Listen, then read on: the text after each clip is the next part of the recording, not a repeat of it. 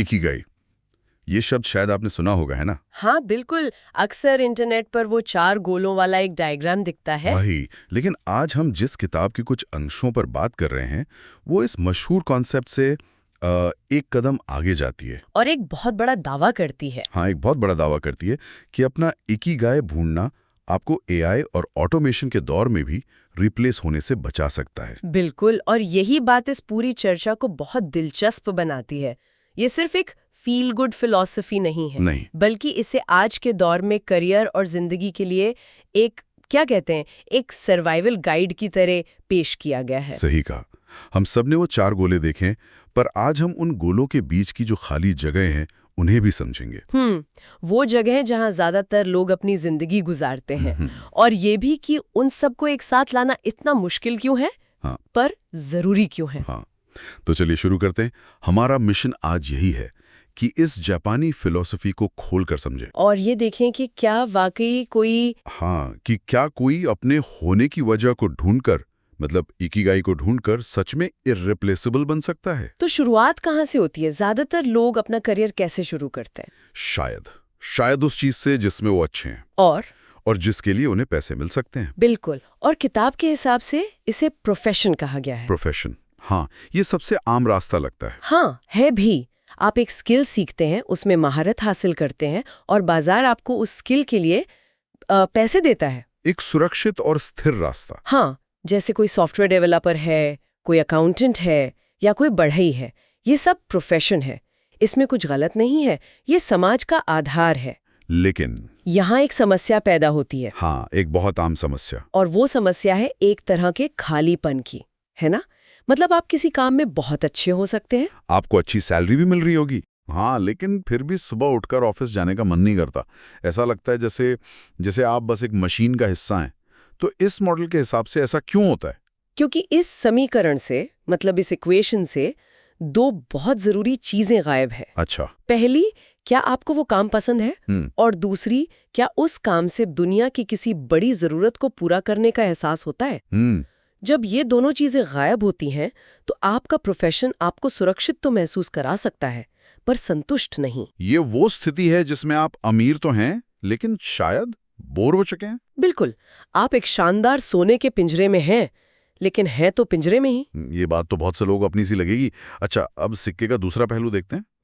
कुछ लोग होते हैं जो कहते हैं अपने पैशन को फॉलो करो, मतलब वो काम करो जो तुम्हें पसंद है और जिसमें तुम अच्छे हो। हाँ, मान लीजिए कोई शानदार पेंटर है या कोई कमाल का गिटार बजाता है, उसे अपने काम से बहुत प्यार है और वो उसमें माहिर भी है, लेकिन अक्सर ऐसे लोगों को हम संघर्ष करते हुए देखते हैं। और ये इस मॉडल की दूसरी सच्चाई है। जब आपके पास पैशन तो है, यानी जो आपको पसंद है और जिसमें आप अच्छे हैं, लेकिन बाकी 2 गोले गायब हैं, तो क्या होता है? तो फिर पैसे की दिक्कत आती है। हाँ, हो सकता है दुनिया को आपके उस खास तरह के आर्ट की जरूरत ना हो, या फिर कोई उसके लिए पैसे देने को तैयार ना हो। तो ऐसे में आपका पैशन सिर्फ एक शौक बनकर रह जाता है। एक महंगा शौक। ये आपको खुशी तो देता है, लेकिन आपके बिल नहीं भर सकता। ये वो संघर्षरत कलाकार वाली कहानी है, जो खुश तो है पर शायद भूखा भी। सही कहा। तो एक तरफ अमीर लेकिन बोर कर्मचारी, और दूसरी तरफ खुश लेकिन गरीब कलाकार। यहाँ पर एक और कॉम्बिनेशन भी तो है, मिशन। हाँ, यानी वो काम जो आपको पसंद है और जिसकी दुनिया को जरूरत भी है, जैसे कोई वॉलंटियर। हाँ, और ये बहुत उद्देश्यपूर्ण एहसास देता है। आप जो कर रहे हैं उससे आपको खुशी भी मिल रही है, और आपको लग रहा है कि आप दुनिया में कोई पॉजिटिव बदलाव ला रहे हैं। लेकिन यहाँ भी वही पैसों वाली समस्या आ सकती है। बिल्कुल, अगर आपके मिशन के लिए आपको पैसे नहीं मिल रहे और आप उस काम में बहुत कुशल भी नहीं है, तो आप लंबे समय तक टिक नहीं पाएंगे। हाँ, आप उत्साह से भरे रहेंगे, लेकिन शायद दुनिया पर उतना बड़ा असर नहीं डाल पाएंगे और आर्थिक रूप से असुरक्षित महसूस करेंगे। मैं समझ रहा हूँ। तो ये एक तरह से 4 पैरों वाली कुर्सी की तरह है। वाह, क्या मिसाल है। अगर एक भी पैर गायब हो, मान लीजिए पैसा वाला हिस्सा ना हो, तो पूरा संतुलन बिगड़ जाएगा। आप आराम से बैठ नहीं पाएंगे। बिल्कुल सही। तो इसका मतलब ये हुआ कि इकिगाई इन चारों को एक साथ लाने की कला है। ये कोई एक चीज नहीं, बल्कि एक संगम है। बिल्कुल सही कहा। ये वो मीठा स्थान है, वो केंद्र है जहाँ ये चारों दायरे एक दूसरे को काटते हैं, जहाँ सब कुछ मिलता है। हाँ, जहाँ वो काम है जिसे आप प्यार करते हैं, यानी पैशन, जिसमें आप माहिर हैं यानी प्रोफेशन, जिसके लिए दुनिया आपको पैसे देने को तैयार है वोकेशन, और जिससे दुनिया की कोई जरूरत पूरी होती है यानी मिशन। जब ये चारों एक साथ आते हैं तब जाकर इकिगाई बनता है। यहाँ पर एक दिलचस्प बात जो आपने शुरू में कही थी वो मुझे याद आ रही है। कौन सी? आपने कहा था कि ये 4 गोलों वाला मॉडल दरअसल इकिगाई का एक पश्चिमीकरण है। इसका क्या मतलब है? देखिए, ये एक बहुत जरूरी बात है। जापान में इकिगाई का जो पारंपरिक मतलब है वो थोड़ा अलग और ज्यादा सरल है। अच्छा। वहाँ इसका मतलब है सुबह बिस्तर से उठने की वजह। ये कुछ भी हो सकता है, अपने बगीचे की देखभाल करना, अपने पोते पोतियों के साथ खेलना, मतलब कोई भी छोटी सी चीज जो खुशी दे। हाँ, जरूरी नहीं कि उससे पैसे मिले। लेकिन ये जो 4 दायरों वाला वेन डायग्राम है, ये एक आधुनिक व्याख्या है जो इकिगाई को करियर और जीवन के उद्देश्य के साथ जोड़ती है। और ये समझने में मदद करता है। हाँ, ये मॉडल हमें ये समझने में बहुत मदद करता है कि हमारे काम में क्या कमी है और हम संतुलन कैसे ला सकते हैं। ठीक है, तो इस प्रैक्टिकल मॉडल को ही आगे बढ़ाते हैं। अब आते हैं उस सबसे बड़े और साहसिक दावे पर कि इकिगाई आपको इर्रिप्लेसेबल बनाता है। हाँ, किताब कहती है कि जिसने अपना इकिगाई ढूंढ लिया वो इर्रिप्लेसेबल यानी अपूरणीय बन जाता है। ईमानदारी से कहूं तो आज के दौर में ये बात थोड़ी हकीकत से दूर लगती है। एआई आज कोड लिख रहा है, तस्वीरें बना रहा है, संगीत तैयार कर रहा है।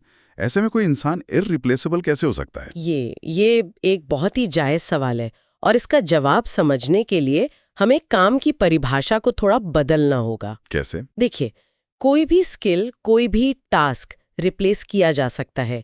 एक एआई शायद आपसे बेहतर कोड लिख सकता है या ज्यादा कुशलता से डेटा एनालाइज कर सकता है। सही बात है। लेकिन इकिगाई आपको एक टास्क करने वाला नहीं बनाता।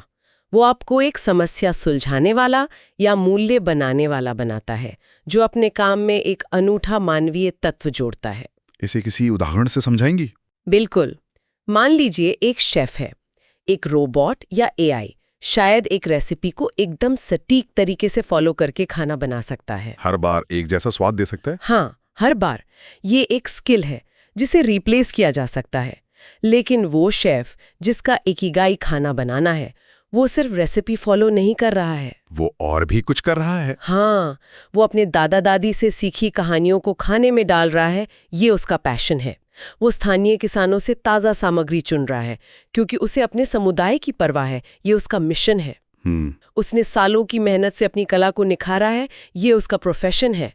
और लोग उसके रेस्टोरेंट में सिर्फ खाना खाने नहीं, बल्कि उस अनुभव के लिए आते हैं। बिल्कुल, उस कहानी का हिस्सा बनने के लिए आते हैं। ये उसका वोकेशन है। तो आप कह रही हैं कि एआई उस शेफ के हाथ के हुनर को कॉपी कर सकता है, लेकिन उसके इरादे, उसकी कहानी और उसके जुनून को कॉपी नहीं कर सकता। नहीं कर सकता। और यही चीज उसे इर्रिप्लेसेबल बनाती है। एकदम सही। उसका काम सिर्फ क्या यानी खाना बनाना नहीं रह जाता, बल्कि एक क्यों बन जाता है। लोगों को अपनी कला और कहानी से जोड़ना। और उस क्यों को कोई टेक्नोलॉजी रिप्लेस नहीं कर सकती। बिल्कुल नहीं। ये आपके व्यक्तिगत अनुभव, आपकी रचनात्मकता और दुनिया को देखने के आपके अनूठे नजरिए का नतीजा होता है। जब कोई अपने इकिगाई में काम करता है तो वो अपने काम में खुद का एक हिस्सा डालता है, अपनी आत्मा का एक टुकड़ा, और आत्मा को डुप्लीकेट नहीं किया जा सकता। बात तो दमदार है, लेकिन ये सुनने में ज्यादा फिलोसॉफिकल नहीं लगता? मतलब एक कंपनी के मालिक के लिए तो आखिर में आउटपुट ही मायने रखता है, चाहे वो इंसान करे या एआई। शुरुआत में शायद ऐसा लगे, लेकिन लंबे समय में सोचिए, जो ग्राहक उस शेफ के रेस्टोरेंट में आ रहा है वो सिर्फ पेट भरने नहीं आ रहा, वो एक अनुभव खरीदने आ रहा है। हाँ, जो क्लाइंट एक ऐसे आर्किटेक्ट के पास जाता है जिसका इकिगाई घर बनाना है, वो सिर्फ एक बिल्डिंग नहीं खरीद रहा, वो एक सपना खरीद रहा है जिसे उस आर्किटेक्ट ने अपने जुनून और समझ से बनाया है। ये अतिरिक्त मानवीय मूल्य, ये कनेक्शन ही है जो आपको बाजार में अलग और अपूरणीय बनाता है। एआई दक्षता दे सकता है, पर इकिगाई गहराई और अर्थ देता है। तो इसका मतलब यह है कि भविष्य में सफल होने के लिए हमें उन कामों पर ध्यान देना होगा जहां हम सिर्फ अपने स्किल ही नहीं, बल्कि अपना पूरा व्यक्तित्व, अपना पैशन, अपनी वैल्यूज, अपना मिशन, सब कुछ ला सकें। हाँ, और किताब का यही मूल संदेश है। अपने काम को सिर्फ एक लेन देन का जरिया मत बनाइए, उसे आत्म अभिव्यक्ति का एक माध्यम बनाइए। बिल्कुल। जब आपका काम आपकी पहचान का विस्तार बन जाता है तो उसे कोई और कैसे रिप्लेस कर सकता? वो तो आपके साथ ही जुड़ा हुआ है। तो इकिगाई ढूंढना सिर्फ खुशी के लिए नहीं है, ये एक रणनीतिक करियर मूव भी है। हाँ बिल्कुल। ये पूरी चर्चा हमें एक बहुत जरूरी सवाल पर ले आती है। क्या इकिगाई कोई मंजिल है जिसे एक बार पा लिया तो बस जिंदगी सेट हो गई? अच्छा सवाल है। या ये एक यात्रा है? क्या किसी का इकिगाई जीवन भर एक जैसा रहता है? ये इस पूरी अवधारणा का सबसे व्यावहारिक पहलू है।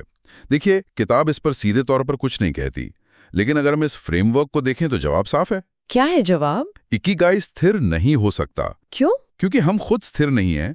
जो चीज आपको 20 साल की उम्र में पसंद थी, हो सकता है 40 की उम्र में ना हो। सही बात है। दुनिया की जरूरतें भी बदलती हैं। हाँ, आज जिस स्किल की मांगे हो सकता है 10 साल बाद ना हो। तो फिर तो ये एक लगातार चलने वाला संतुलन बनाने का काम है। जैसे कोई रस्सी पर चल रहा हो और उसे लगातार अपना बैलेंस एडजस्ट करना पड़ रहा हो। बिल्कुल। शायद 30 की उम्र में आपका इकिगाई एक सफल कॉर्पोरेट लॉयर बनना था, जहां आपके चारों गोले मिलते थे। लेकिन 45 की उम्र में आपको एहसास होता है कि अब आपको कानूनी दांव पेच में उतना मजा नहीं आता। आपका पैशन बदल गया। हाँ, और आप समाज के लिए कुछ और करना चाहते हैं। आपका मिशन बदल गया। बिल्कुल। तो अब आपको अपने इकिगाई को फिर से खोजना होगा। इन नए जुनून और मिशन के इर्द गिर्द अपने बाकी गोलों को फिर से अलाइन करना होगा। एक तरह का पर्सनल R&D है जो जिंदगी भर चलता है। क्या बात है, सही शब्द इस्तेमाल किया, पर्सनल R&D। तो आज की इस पूरी बातचीत का सार ये है कि इकिगाई सिर्फ एक खूबसूरत जापानी शब्द नहीं है। नहीं, ये एक प्रैक्टिकल फ्रेमवर्क है जो हमें ये समझने में मदद करता है कि हमारे जीवन और करियर में क्या कमी है।